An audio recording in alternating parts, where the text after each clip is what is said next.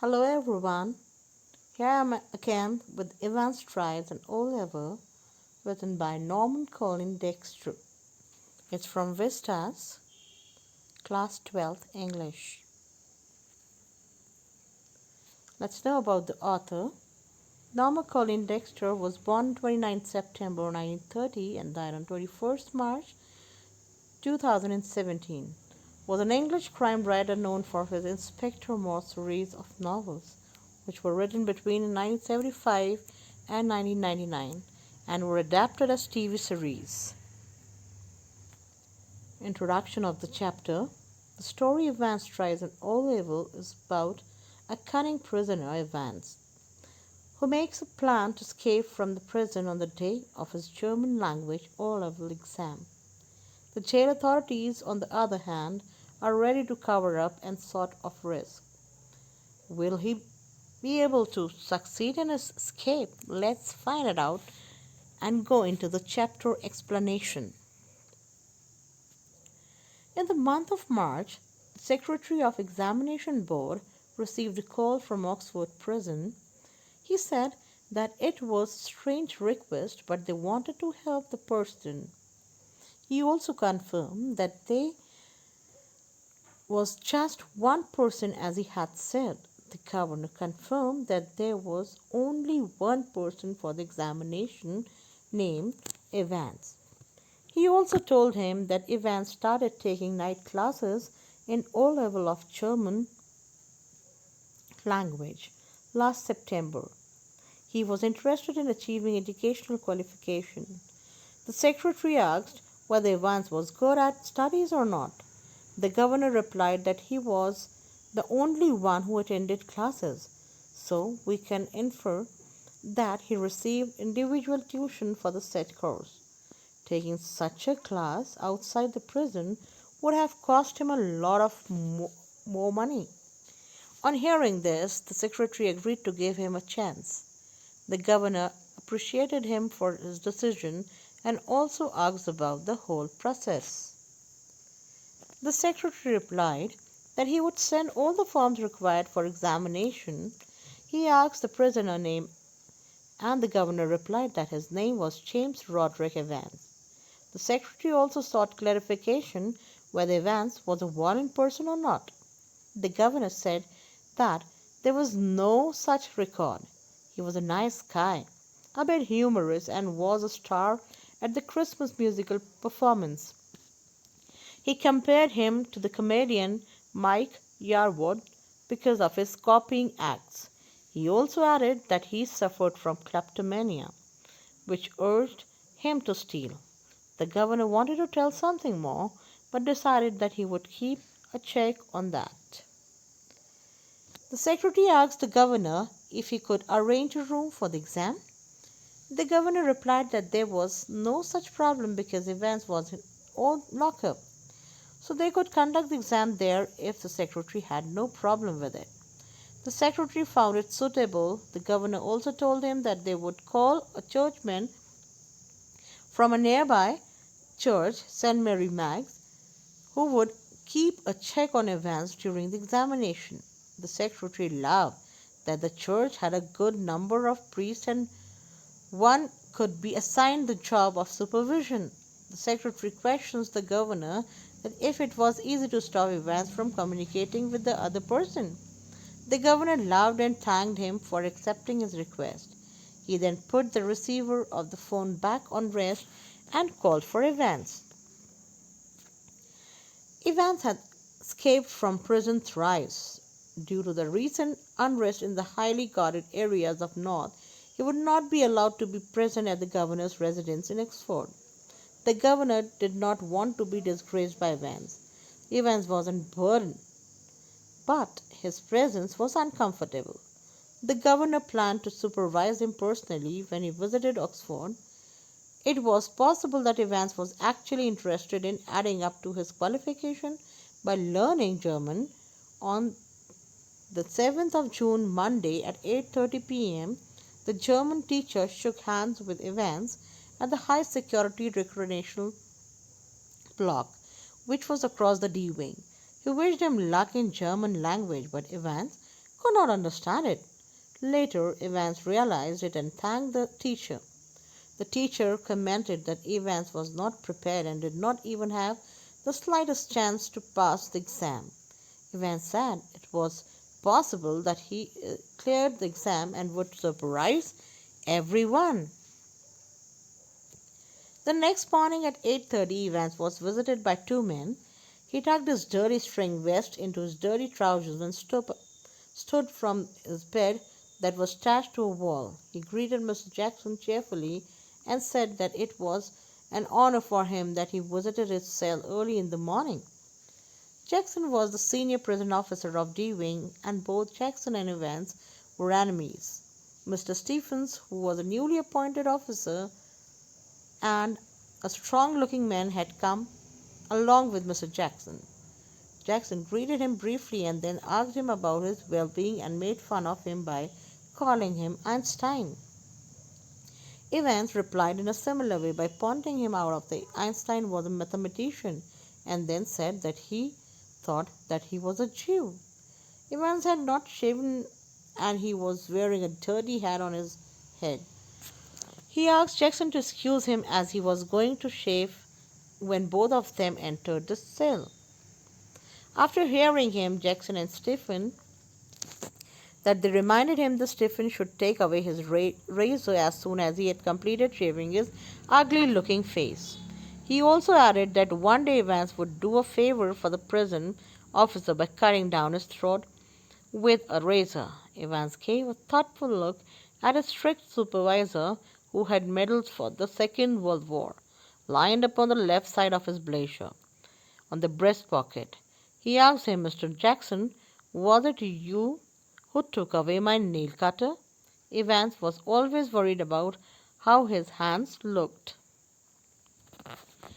Jackson replied that he took his nail file too. Evans got angry and his eyes started glowing with anger.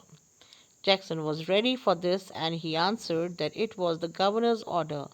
He bent towards him and asked in a whisper whether he wanted to complain. Evans denied by moving his shoulders. Jackson told Evans that he had only half an hour to get ready and also told him to remove his dirty hat. Evans moved his hand towards his dirty woolen hat and smiled sadly. He told Mr. Jackson that he wanted to take it with him as it was his lucky charm. Evans knew that Jackson was sympathetic towards him.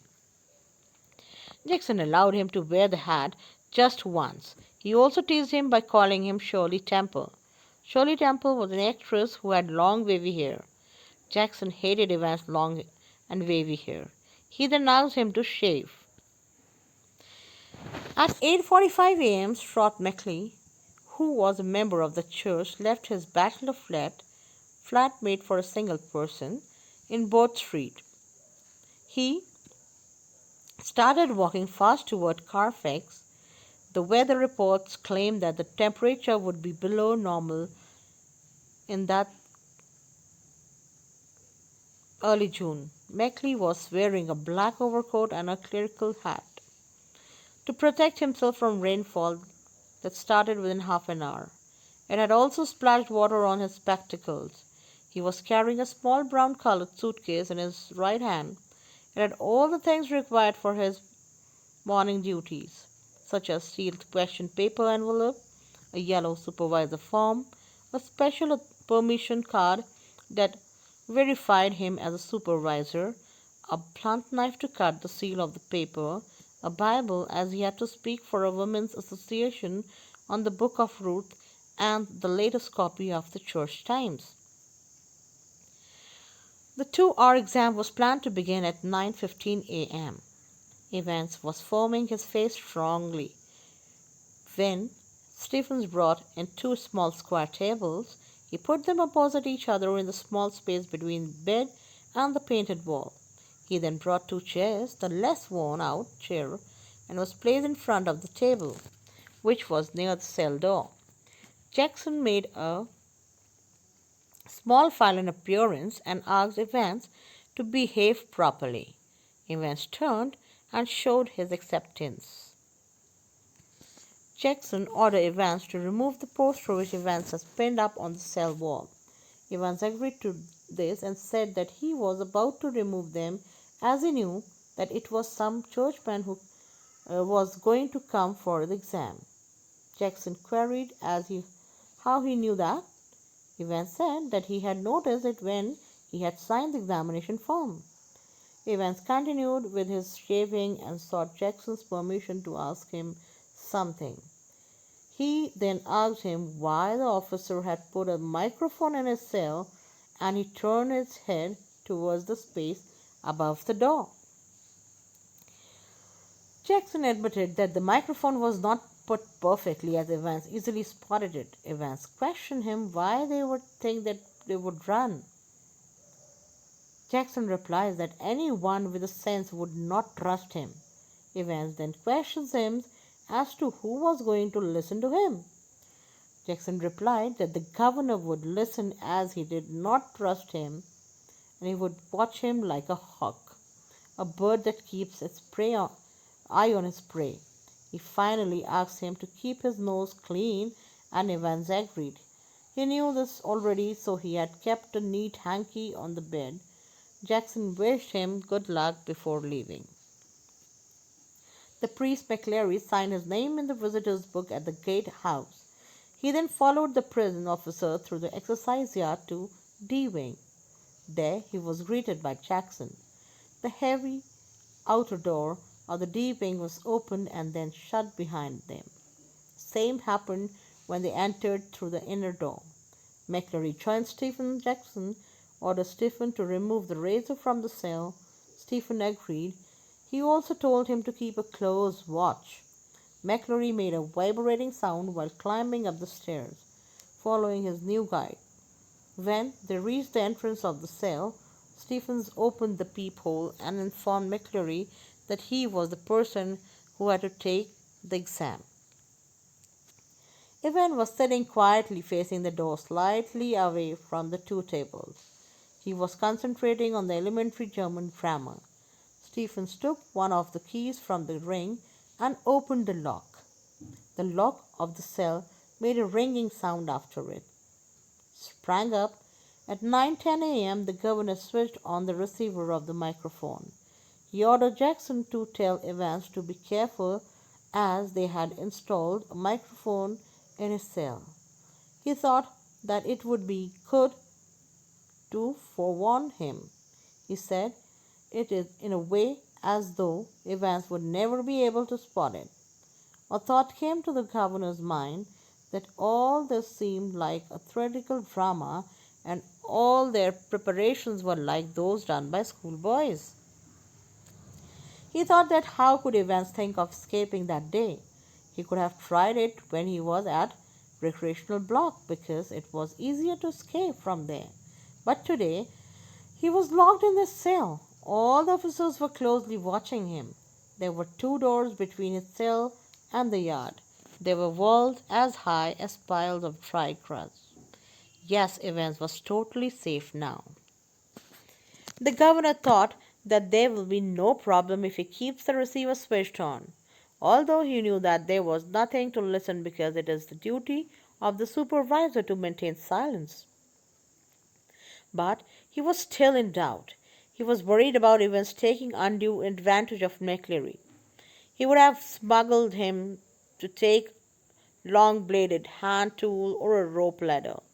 The governor at once got alert. He thought that they had taken away all the possible weapons from Evans, but there were chances that McCleary could have brought some weapon unknowingly with him, such as jackknife, which is a large knife with a folding blade. Even Evans could hold him captive for forcing the prison officer to release him. The governor called up someone at 9:12 a.m. Stephens had already introduced the supervisor and Evans, who had to appear for the exam.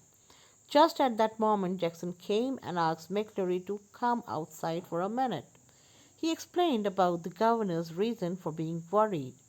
McCleary cooperated him in the checking process by holding out his arm so that he could be checked. Jackson started checking him very fast. He then found something hard, which McLean said was his reading glasses. To be more sure, he even checked the suitcase. He checked each and every envelope carefully, searched everything with his palm. He also went roughly through the Holy Rite and the church times. Everything was fine, but there was one thing in the suitcase that was strongly confusing him. Jackson asked McCleary as to why he had bought a filled rubber ring. A rubber ring which was not even fit for a small child with 12-inch waist. He asked him whether he was going for a swim. McCleary, who till now seemed very friendly, suddenly changed because of his tasteless joke he had made. So he told him that he suffers from hemorrhoids, and when he has to sit for a long time, he left his sentence incomplete. Jackson felt very awkward but felt sorry for asking him all that. He then later on discovered the paper knife in the suitcase and said that he hoped McCleary did not mind if he kept it with him. It was 9:18 a.m. when Governor heard their voice again. It was understood that the exam will start a little late. McCleary queried Evans about having a watch. He answered yes. He said that he will tell him when to start and he will again tell him when only 5 minutes will be left. Evans said nothing. McCleary gave him instructions about where to write the index number, center number, etc. He quietly followed it. When McCleary was about to say start, Evans interrupted him and looked at Stephens. Stephens answered that he has been ordered by Jackson to stay there for the exam. Evans complained of not being able to concentrate if someone will be constantly be watching him like this. He also felt sorry for this. Governor called Jackson and ordered him to get Stephens out of the cell as he thought they were doing it a bit too much.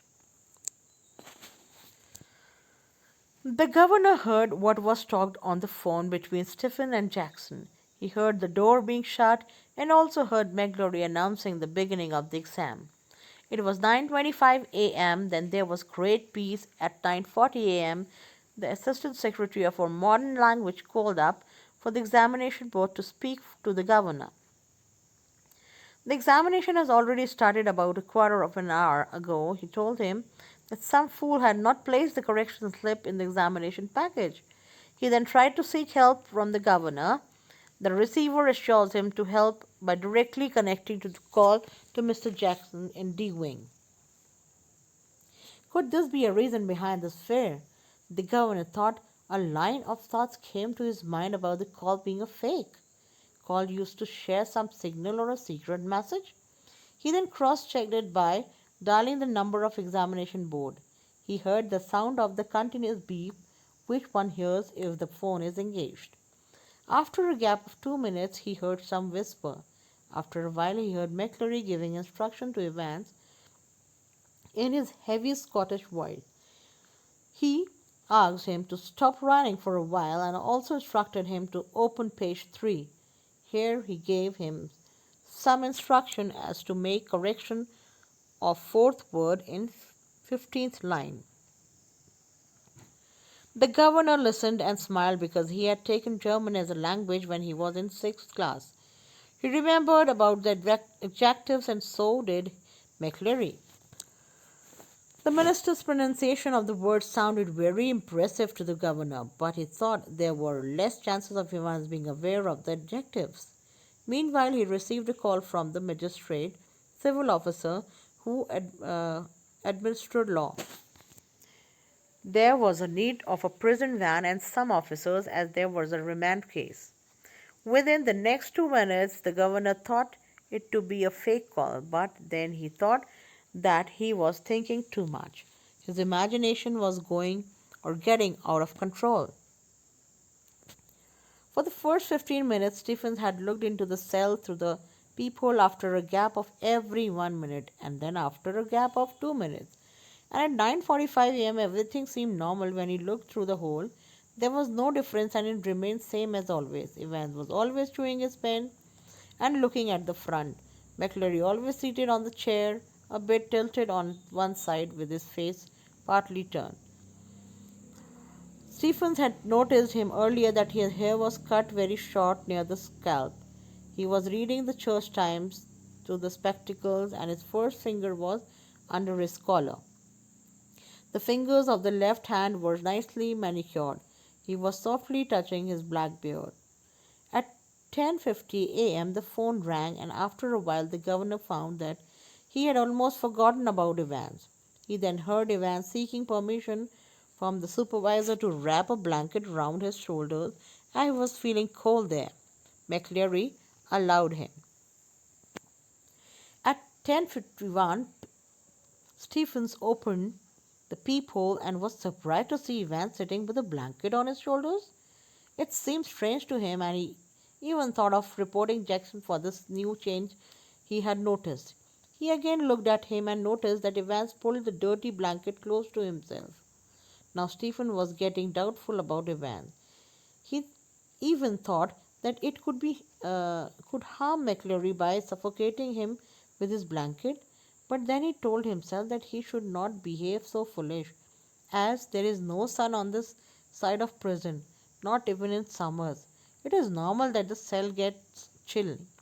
So he decided to return back to his every minute check through the peephole. At 11:20 a.m., once again the governor's phone rang. Meanwhile, McCleary told Evans that only 5 minutes were left for the exam to be completed. Governor was still doubtful about something, but he went to receive the call. At 11:22, Jackson shouted to Stephen as the governor wanted to talk to him. He ran up and listened carefully to each and everything ordered to him. It was his duty to accompany McCleary to the main gate of the prison. Stephen had to be fully assured about Evans' cell being properly locked when McCleary leaves it. At 11:25 a.m., the governor heard the final talks between Evans and McCleary. McCleary asked Evans to stop writing. He also told him to arrange his sheets in order. Then the sound of the movement of chairs was heard. Evans said thank you to McCleary. He queried as to how his exam was. Evans replied that it was not too bad. He then called Mr. Stephens. The governor heard the final shutting down of the door. The exam was over. Stephens asked McCleary, did Evans' exam go well? McCleary said he didn't think so. His Scottish accent seemed a bit different from the earlier one. Moreover, his overcoat was now reaching close to his knees, leading to the imagination that he had suddenly turned slim. Stephen was happy as the governor chose him over Jackson as to accompany McCleary off the premises. Everything was done fine this day. He thought it stopped him from going to the canteen for an overdue cup of a coffee. He wanted to see Vance for one last time. It seemed to be like a TV program in which the lady is never sure of locking the door before going to bed, and she would get up 12, 15, or even 20 times to check the balls. Stephens again entered into the D wing, and he once again opened the peephole of Evans' cell. When he looked inside through it, he cried, "Oh Christ," as he was shocked to see the situation inside. For a few seconds he thought it was Stephens on his chair, but it was not so. The churchman was lying back. His hair was soaked in blood. The blood was flowing down horribly from his beard to his collar and then on his black overcoat. Stephen shouted for Jackson so loudly that even McCleary, whose ear was filled with blood, was able to hear it. The churchman was weakly searching for the hanky to stop the blood flowing from his head. The hanky got soaked in the blood. He cried out of pain. He tried to speak but could not do so. By the time Jackson came and ordered Stephens to call the police and ambulance, the hanky got fully soaked in blood, and now it was making a soft sucking sound when pressure was applied to it. McCleary raised himself and tells them that they should not worry about him as he is fine. He asked for the governor as he knew where Evans had gone. The blood was splashing down from his head while he was trying hard to pick up the German question paper. All of a sudden, there was a massive sound of sirens. Officers were giving away orders, doors were being opened and shut, and the phones were ringing. Stephens and Jackson supported McLean to the governor's office. His face was coated with dry blood when he was greeted by the governor at the prison yard. The governor looked puzzled. The governor wanted to take McLeary to the hospital, but instead, on calling the police, he then opened up the German question paper and moved it towards the governor. He wanted to show something important to him. The governor noticed that a photocopied sheet was cleverly laid on the blank space of the question paper. The governor tried to recall what he had learned in the German classes. He was willing to translate the text. The governor tried to translate it. He was only able to translate it partly. It was written that everything should go by the plan. The important thing was that he had to do this just 3 minutes before the end of the exam. He was told to hit on McLeary's head and was warned for not overdoing his Scottish accent. Meanwhile, the sound of a fast-moving siren reached its highest point, and a white police car entered into the yard. Detective Superintendent Carter waved out from his car and saluted the governor. He queried about what had happened and looked worried when he asked as to who hit the churchman. McLeary interrupted in between and said that Evans had gone to Alsfield. He was breathing heavily when he told so. Carter looked confused and tried to seek clarity for the governor. The governor told him to take him as only he knew where Evans had gone. Carter helped McLeary sit inside, and within a few seconds the car sprayed the little stones behind it. This means that the car left the place at a great speed. The governor recalled that McLeary had said Icefield Way. He started reading the text again and discovered that it was a route towards the examination board. He then concluded that somebody from the examination board had helped him. He then turned towards Jackson and Stephen and scolded them in a very insulting manner to help Evans walk out of the prison. Stephen mumbled that it was he who did it because the governor had ordered him to do so. Governor was surprised to hear this, and he said that he never did this. Stephen tells him the time when he called him, the governor once again scolded them for not understanding that it was a fake call. He then realized that it was of no use as it was he who had called the examination board with a failed attempt. The governor was growing hopeless. He scolded senior prison officer Jackson for being so confident about his abilities. He had spent 2 hours checking Evans' cell and had declared it okay. But the reality was that Evans was able to hide his false beard, spectacles, and other clerical stuff inside his cell. He also had a weapon which he had used to hit McLeary in such a terrible way. The prison van came behind, but the governor did not move. He again looked down at the German text and tried to decode it. The word written it meant new grave. He tried hard to find the place and then finally decoded it to be Newbury. He had got the place where Evans had escaped to. He then ordered the driver to take Evans and Stephens to St. Edley's police station. He also instructed them to ask for Chief Inspector Bell on reaching at the police station. Governor jumped the stairs to his office and called up Bell. He explained the entire situation to him. Bell said that he will catch him, but with some luck. The governor sat on his chair and started thinking while he lit up his cigarette. He thought that it was a nice plan, but felt that Evans was careless to leave the question paper behind. He then admitted that all of them make mistakes like Evans, and then reassured him that this mistake of Evans will again bring him back to the prison. Once again, the phone rang very harsh on this desk. Carter informed him that McLean had spotted him in a car at Esfield. They chased him as they had noted down the number, but soon lost him at Harrington roundabout. Governor informed him that Evans was on the way to Newbury. He then explained as to why he thinks he is going towards Newbury, and then he left it all on the police as according to him his job was done. He had already become a laughing stock for others for being over trustful person. He also then inquired about McCleary being taken to the hospital. Carter said that he has been taken to Redcliffe Hospital. He also told him that McCleary had grown very weak and when they took him to the examination office, so they rang up for the ambulance from there.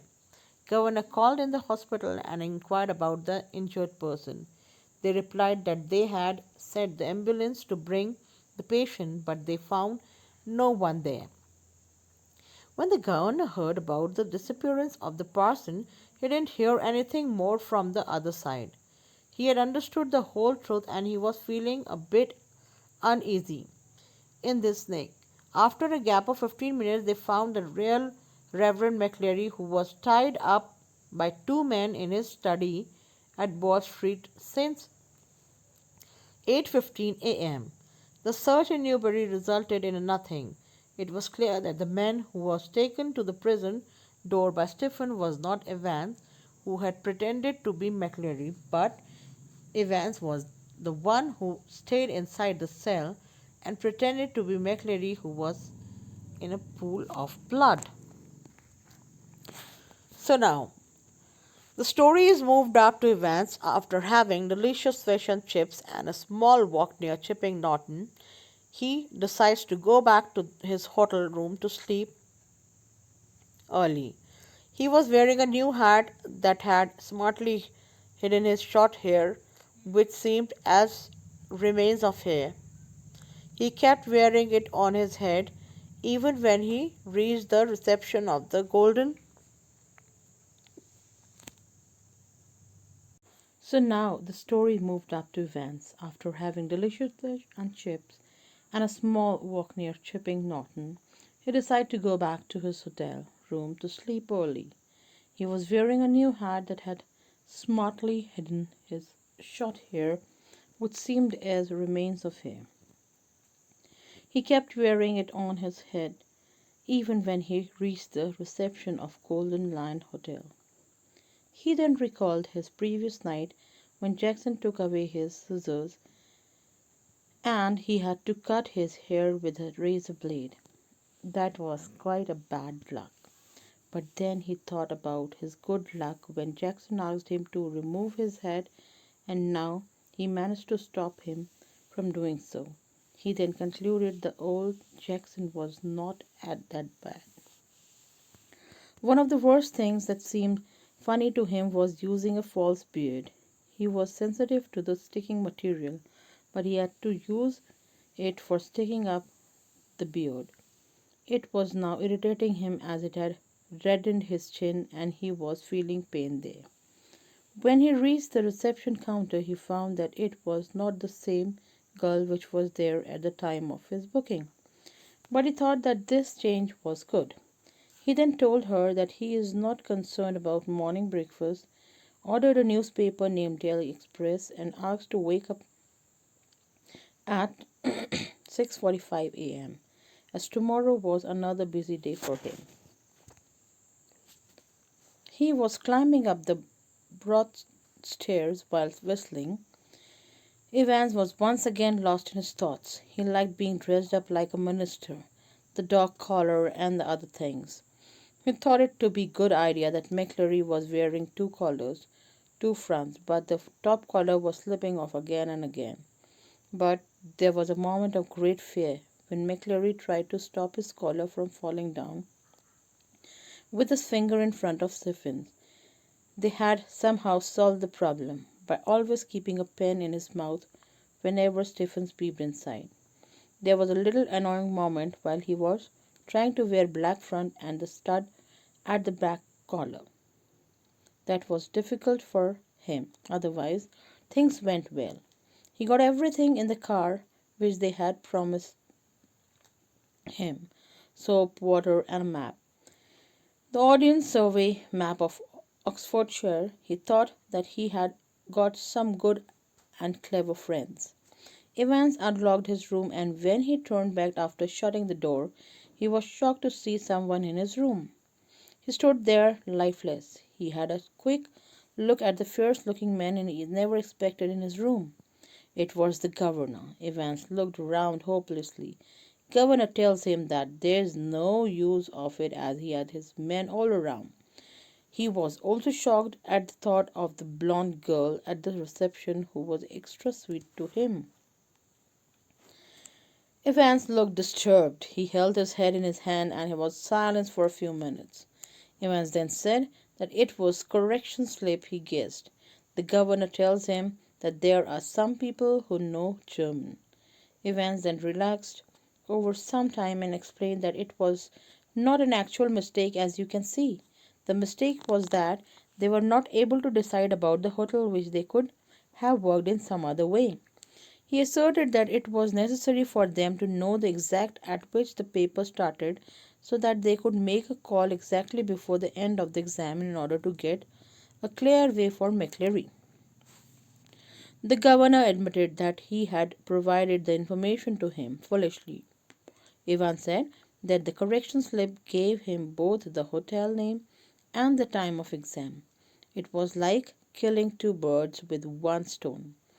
Governor agreed to it. Evans then queried, how did he come to know that he was staying in which Golden Lion hotel as there were hundreds of them? Governor said, the index number 313 and center number 271 with the six figures reference of the survey map for Oxfordshire, which brought us in the middle of Chipping Norton. Evans said, he is right, but he thought that you will go to Newbury. Governor said that yes, we had. We asked, he asked Evans whether he was able to understand the question paper as governor was not able to understand it. Evans said no, he was not, but we did it to confuse everyone. The governor then stood up and asked him where he got blood from to pour on his head. Evans felt happy to hear this and said that it was a clear thing to bring blood into the cell. He then revealed that when invigilator was being searched before exam, he then stopped telling him anything so that he could use it for future too. The governor guessed it to be rubber ring for piles. Evans smiled weakly and said it was a clever thing. Governor pointed out it to be tough thing, which Evans felt it to not to be tough. Governor queried, wasn't it? Evans said that the main problem was to prevent it from hardening. He tells him that they got pig blood easily from a meat shop in Kensington and said that one has to mix his own blood to stop it from hardening. Evans took a break and said that he mixed 3.8% of trisodium citrate to prevent it from clotting. Governor shook his head, though he did not want to praise him. He said that they learn new things every day. He then took Evans with him and walked down the stairs. Governor asked him how he planned this as he had no visitors or letters for him. He replied that he had many friends. Even his German teacher was his friend. Governor surprisingly said that the teacher was from Technical College. Evans questioned whether he had ever verified it. The receptionist said that the van was ready. Both Ivan and the receptionist winked at each other. Ivan was then shackled by the prison officer and they both climbed up the van. The governor said bye in a way as he was bidding him farewell. Ivan asked him whether he knows any other language. The governor asked him the reason behind this. Ivan sat back on his seat comfortably and happily replied that he asked So, because he came to know that there will be O-level Italian classes coming up next September, the governor assured him that he will not be with them by September. Evans thought for a while and then said yes, maybe. Soon the van turned right from the Chipping Norton on the Oxford Road. The silent prison officer removed his handcuffs, asked the driver to drive fast. The driver asked about where to go in his XII. Evans suggested them to go to the Newberry. At last Evans was able to escape once again with the help of his friends, who were now pretending to be the prison officer and the driver. So it's so interesting. Thank you. Bye bye.